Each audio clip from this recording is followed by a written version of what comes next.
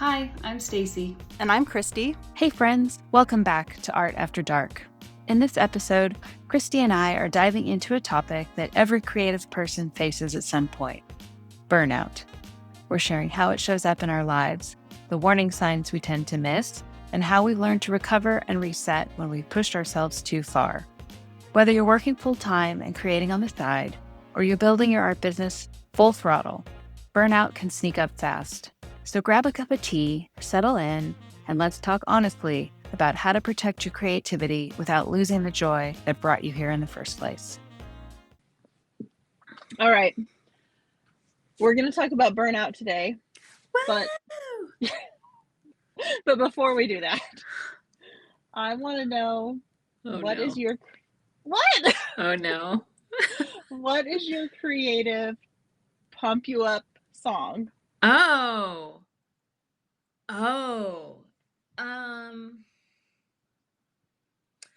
Right now I am into, is it called $1 Million Baby? Or is that the movie? That's a movie for sure. Hold on. Oh my gosh. $1 Million Baby is what it's called. Oh. By Tommy Richmond. Oh. I believe he's flipping you off. That's what I say to burnout. Me personally. You, the royal you. The royal you. I guess right now that's the song. That's a very hard question to answer. I actually recently went out to dinner with my aunt, and she was asking me, like, what's your favorite movie? Who's your favorite actor? And I was like, I don't know. I don't have one. Yeah. I don't know. So my pump me up song today, it's that one. Okay. What is your pump you up song? I don't know. I don't have a pump me up song. This is going to sound so depressing. Like, I don't listen to music very often anymore, which is sad. I should listen to more music.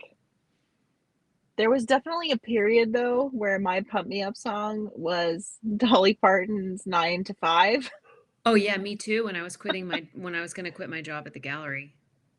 Totally. That was my pump me up song when I was writing my master's thesis. Mm-hmm. And I've just it's been a stand-in for any time I need that now. Yeah. Yeah. Yeah.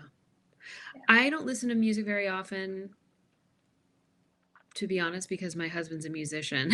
So like I want to not hear music.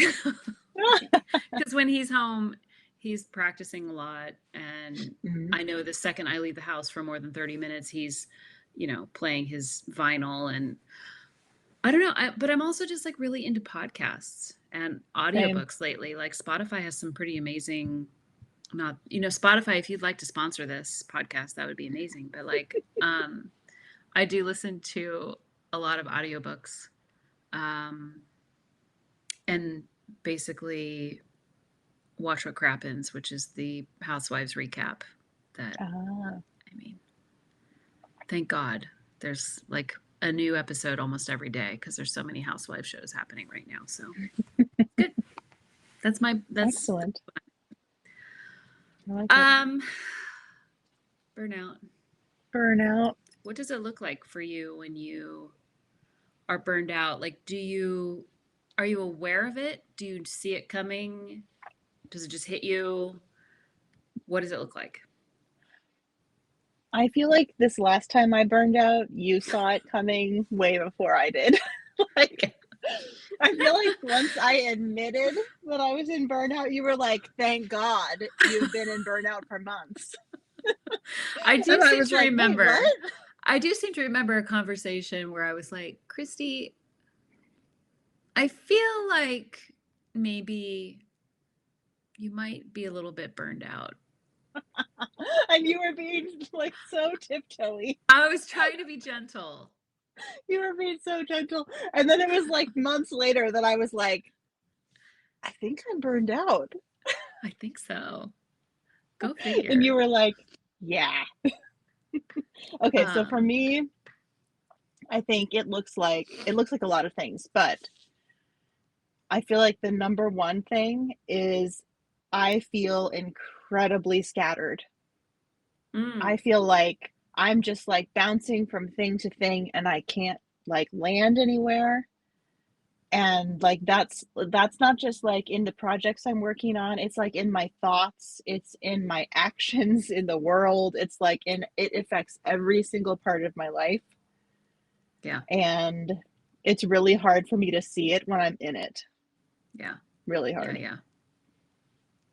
What about you? I feel like it's like trying to put a square peg in a round hole. Mhm. Everything I try to do feels hard. I liken it to a car without oil, like Mm. grinding, just coming to a Yeah. grinding halt. And when I have the time to make work and I'm not interested in making work, that's a red Mhm. flag. Yeah. It either means I'm burned out or I'm avoiding something, like I'm afraid. It could be both of those things or one or the other. And it basically just looks like nothing is inspiring to me. I'm not interested. I just want to shut down and watch Bravo or YouTube Mhm. for 5 hours straight. Like, that's what it Totally. usually looks like to me. I don't think I've experienced, like, super severe burnout to the point where, like, I haven't been able to make work for weeks or months. Like, I haven't been to Mhm. that degree, which I'm grateful for. I know that some people have really experienced that where they're just like, "I may never pick this up again," and they're, like, really scared about that. I tend to I don't know if bounce back is the right word or just force myself back, like, to get Mhm. just to keep going. It's an awful feeling. It Yeah. is really awful. So for you, like, what do you think triggers it? Is it just, like, workload, or is it something that's, like, a specific project that's, like, really challenging, or It's usually workload. Mhm. And the most ridiculous part of it is it's self-imposed workload usually. Your workload? My own, like, not like my day job is like piling it on, which happens, but no, it's me saying, I want to do this. And then, oh, but I also want to do this, and I want to do this, and I want to do this. And then I'm trying to do all the things. And I keep going for as long as I can. And then either I finish all the things and then I just like collapse in a heap, or I complete some of the things and not others, and I feel like crap because I've let myself down, like, Mhm. um, yeah, so it can be anything, but generally speaking, I'd say for the most part, I am my own trigger for the burnout. Yeah. I mean, I find for me, it's like a workload situation. It's with the artist that I work for, he comes into town like 5 times a year, which I've noticed coincides with my graphic design client work, which is my 3rd Mhm. priority of my workload. Yeah. But those 2 things come together at the same time, and so it gets to be too much, and then I'm not even able to work on any of my art at all. Yeah. And I think I'm not sure what to do about that because I need both of those things because working for the artist and my graphic design business aspect of my business are the 2 things that bring in the most money, Mm. and I need that. So it's very Yeah. hard for me to say no. So what ends up happening is that I think I was explaining to you off camera, I had a very busy last few days, and I got home yesterday at like 2 or 2:30 in the afternoon, and I was like, "Oh, I'm just gonna, like, lay down for a minute," like, lay down for a minute, and I basically, like, just stayed binge watching YouTube until, like, 9 p.m. And that to me Mhm. is like, it's too much effort for me to come up with, like, sitting at my desk to draw something. It's too much brain power, energy, too many mental things getting in the way of me even enjoying the process. Now, that would have been a great time for me to sit down with some watercolor and paint tomatoes, because they are very low stakes. But I couldn't even do that. So it's like I was definitely Yeah. like, even just yesterday, on fire, burnout. Like, done, toast. Mm-hmm. So it's yeah, it was toast. How do you differentiate between being creatively stuck versus being genuinely burned out? Or do you feel like one kind of moves toward the other? You know, it's interesting because I don't want to say I've never thought of myself as being stuck versus burned out, but I actually was stuck recently and I did seek, I mean, in addition to our regular monthly meetups that we have, which Mm-hmm. is, I would recommend for any artist if you can find a person to be your buddy that you guys can meet up with once a month, even virtually. It's a huge help. But I did seek help from another artist who you and I are both part of her community, and she does coaching calls because I was really stuck. I was directionless. I didn't know which way to turn. I do think it was burnout, but I was still motivated to make work. And after our conversation, my conversation with her, I was excited. So I don't really think that was burnout. I think that was more something stuck. Burnout is just like literally there is nothing left in the tank. Everything shuts down. I cannot touch it. I can't do anything. Stuck is just like, okay, how can we like make this a little bit easier? How can I remove some barriers? How can I just simplify to get things going? Because then sometimes getting started is the hardest part. So like Yeah. once you can kind of get things going, then you might be into it and you can keep working. But burnout is just a total shutdown for me. Yeah, same. I would say, yeah, when I'm creatively stuck, which I have to say, it's not that it never happens, but it's rare because I feel like I kind of like to bounce around with different techniques and ideas, and when I'm creatively stuck, I will often like turn to like a class or Mm-hmm. some kind of like streamed YouTube artist event, or just something where it's like somebody's saying to me, this is what we're going to do today. And you can interpret it your own way. So some of those decisions are taken off of me. But even if it's a replay, I feel like, oh, I'm doing this thing and there's other people doing this thing and I feel like excited about it. And that helps me like get out of that stuck feeling. Yeah. When I'm burned out, it's just like game over. Like Yeah. Yeah. I'm laying down over here now. Yeah. And sometimes when I'm stuck, I will change where I'm sitting.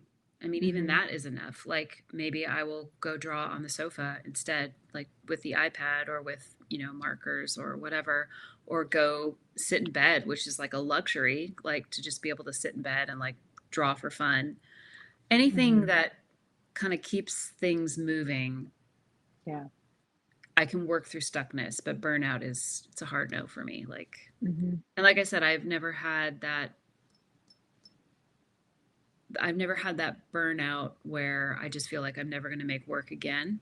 Yeah. It's usually just like a 24-hour thing where I'm like, it's like not making work, not making, Mm-hmm. or Yeah. maybe a few days, but I'm usually able to bounce back. But I think that's just from a lot of lessons learned about like setting boundaries in other areas of my life because this is important to me.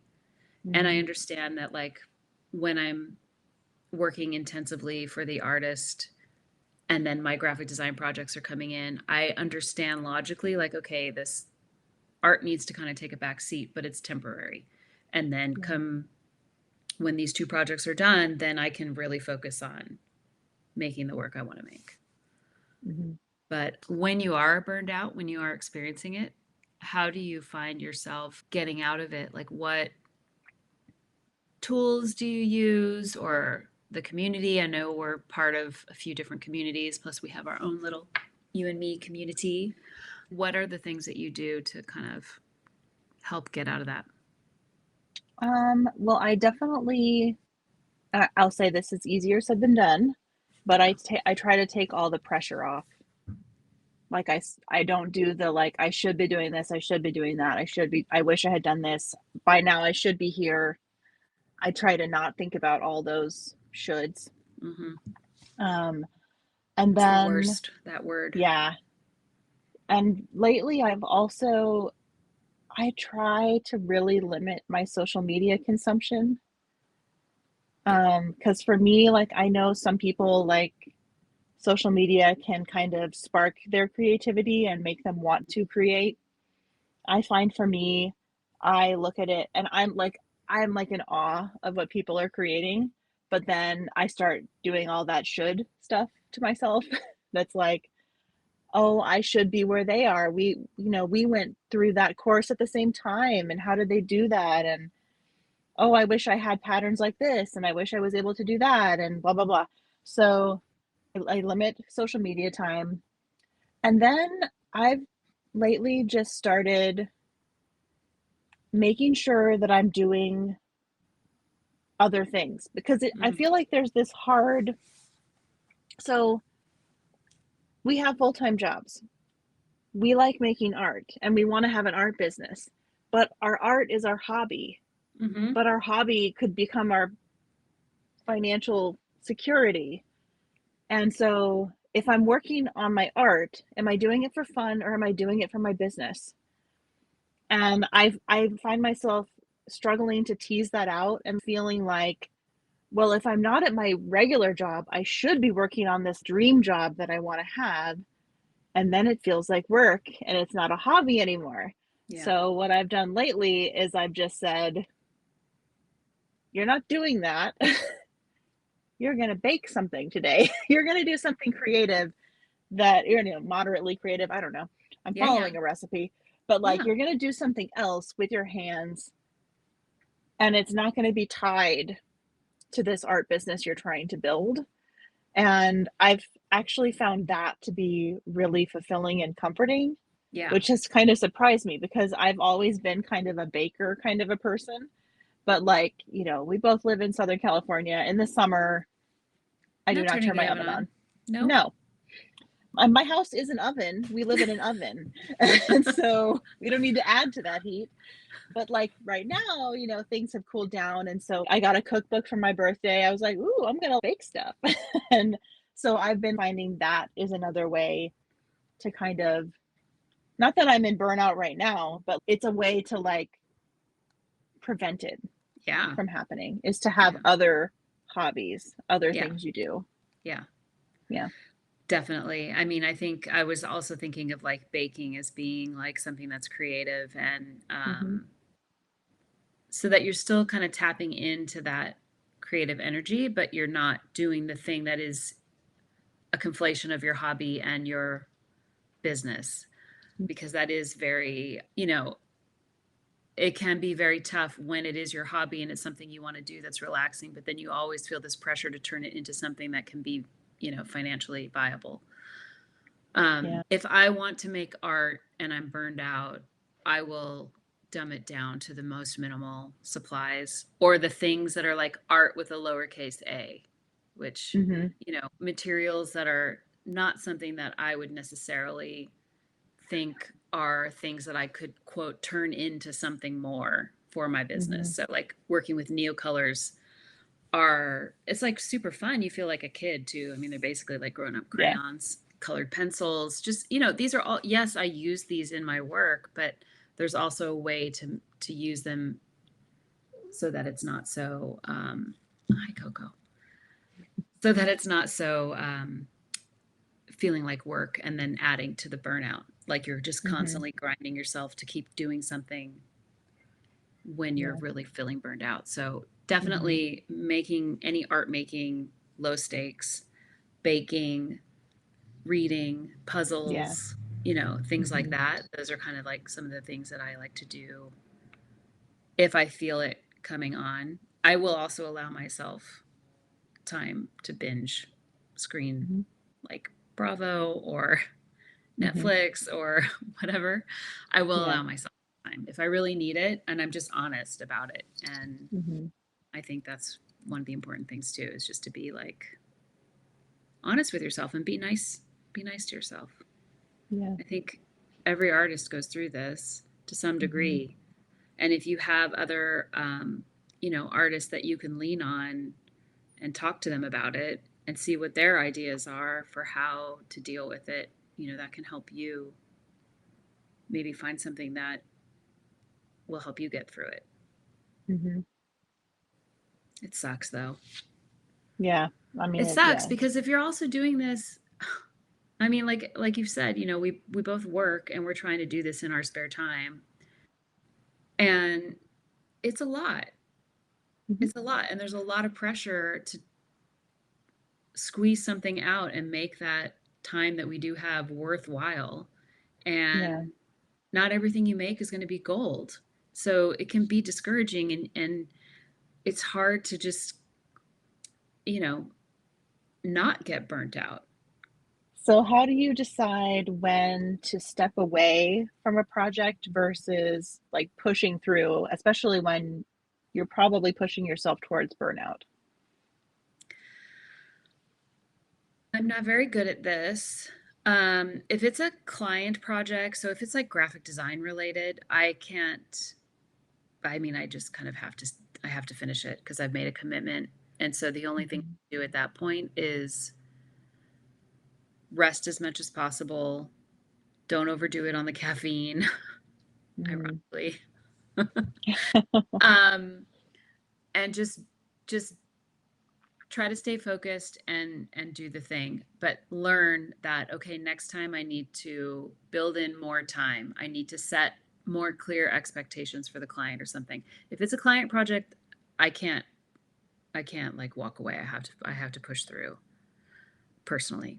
If it's self-imposed work for my business, I know myself enough that I can come up with 1,000 reasons not to do something, and it's usually because I'm afraid. So I have to, yes, like hear myself out, but also I understand that like Stacey, this isn't real. Like you're not really telling yourself no because you're burned out. You're telling yourself no probably because you're afraid to do something. So how can you make this thing smaller and do smaller steps to get it done? Mm. But again, I think I'm able to tell the no more gas in the engine versus just sort of like being in a sticky situation. And if it's a real burnout, if I'm really there's nothing left in the tank and I am like at zero, I will step away, whatever it is. Like because your health is the most important thing, whether it's your mental health or your physical health. You're not going to get anywhere if you're falling apart at the seams. Um, Mm-hmm. so you have to look out for yourself.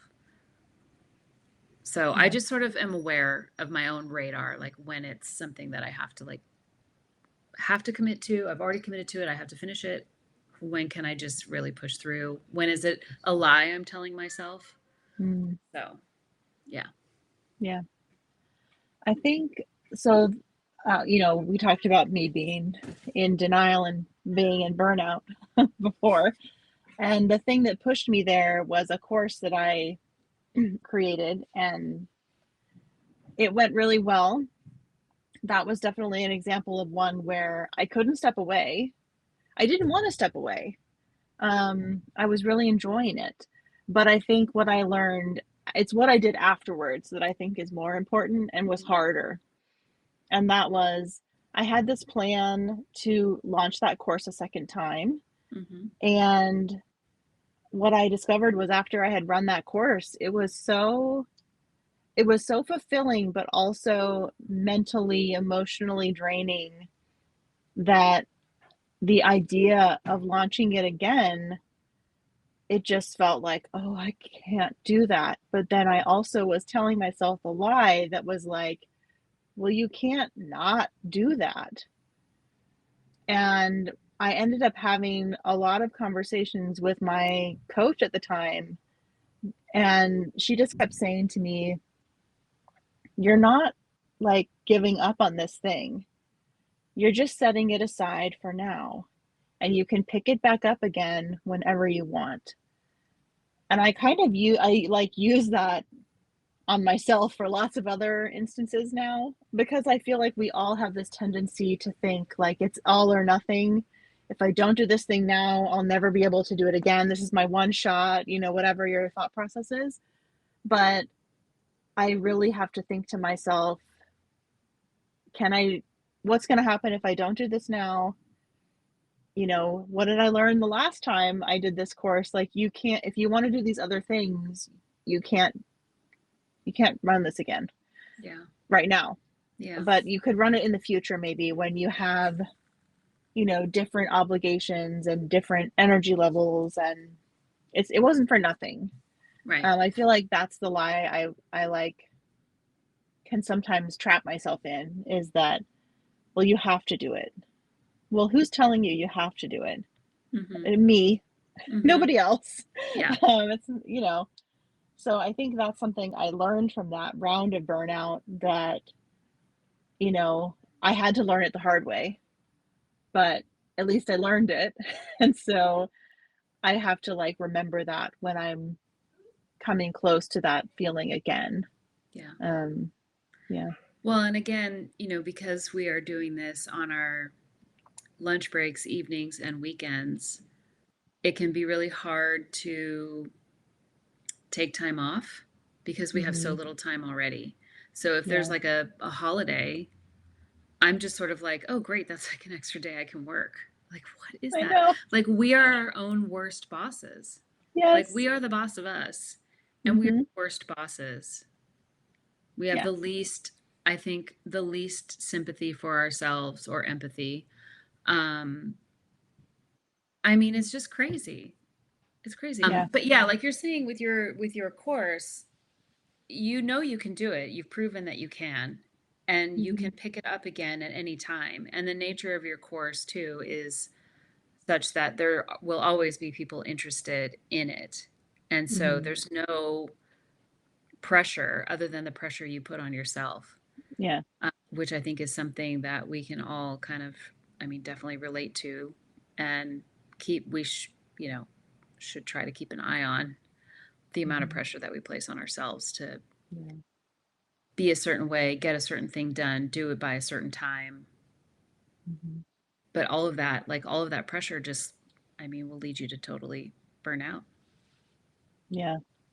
What else? What other lessons or advice do you think you would give to someone who might be on the verge or in the thick of it?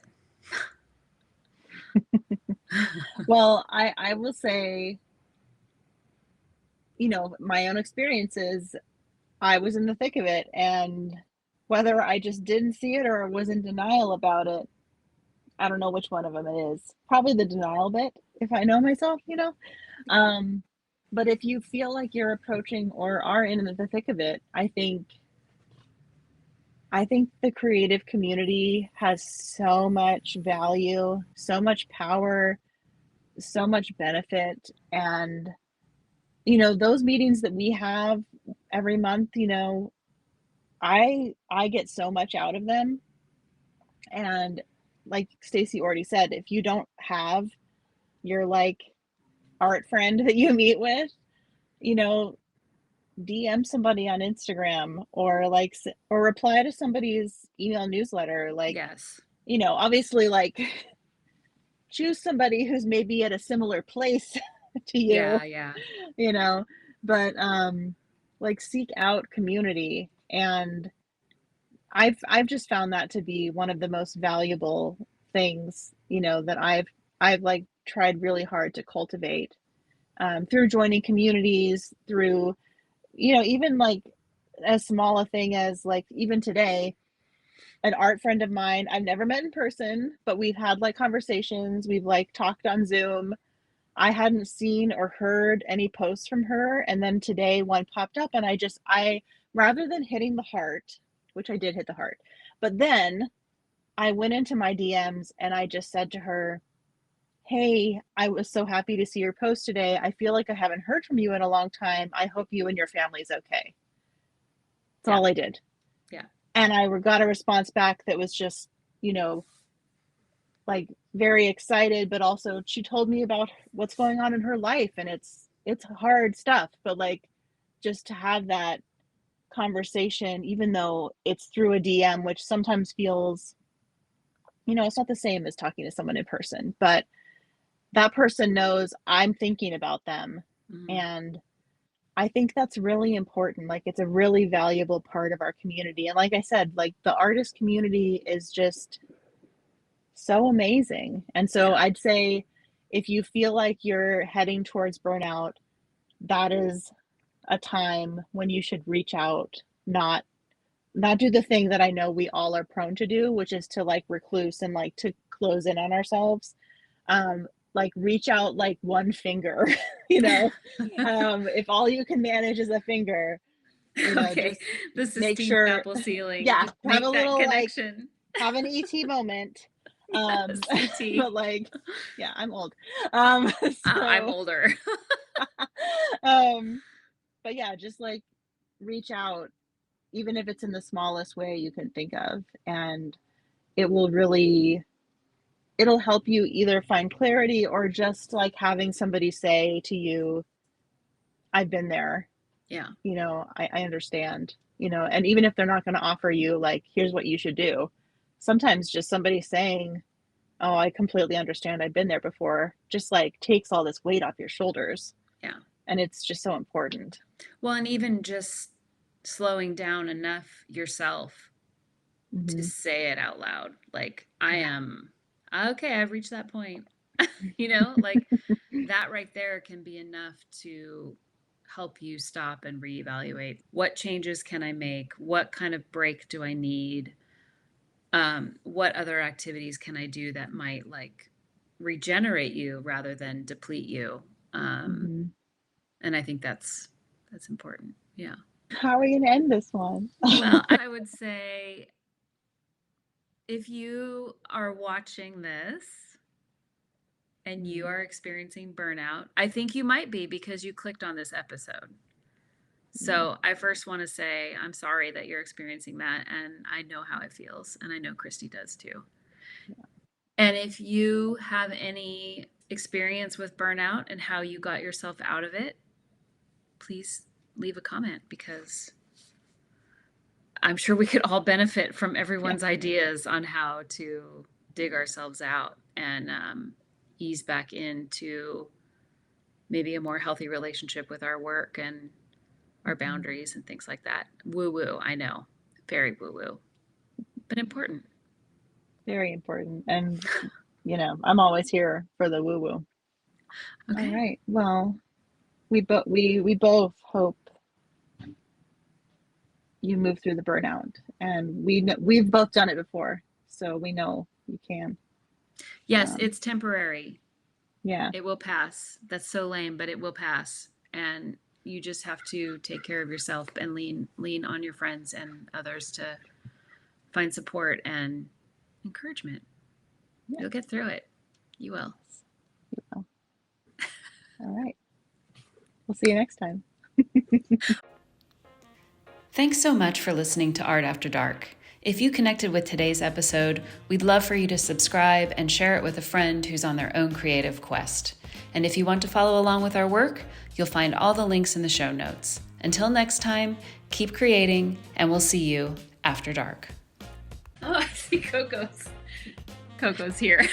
Coco's like, don't worry, I got it. Thanks, Coco. Okay. A form of therapy, right? Like we Oh, just it's talk it out. definitely. It is just talk therapy. That's what this podcast is.